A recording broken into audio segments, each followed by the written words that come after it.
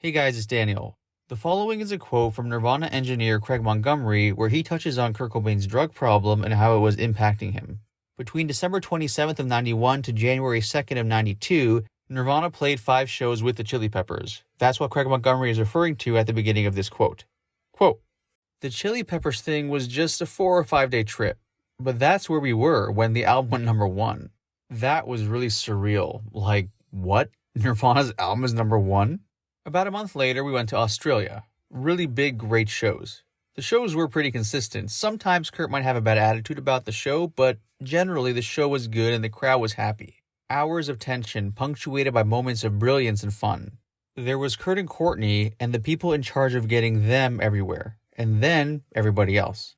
There was a real dichotomy. Their drug problems were bad, and they were worried about how they were going to get drugs. They're pretty much sick because they can't get their drugs, and then you go to Japan where it's even harder. He was just a shell in Japan. There were the European festivals in the summer. You got the feeling that Nirvana was the center of the universe. They were headlining these huge festivals, and they were the band that everyone was there to see. Nirvana were allowed to dictate the lineup at some of these festivals too. It was a very heady time. They weren't having as much fun. Courtney was having health problems, Kurt was having health and drug problems too. I wasn't directly privy to it. I tried to keep my head down and do sound, and hopefully not have anybody get pissed at me. It would be stressful because there were times that we didn't know if we were going to make the show or not. Kurt's in the hotel room throwing up, or he's worried about his voice. His voice was always a problem. He was not a healthy guy. Every show we got through was a relief.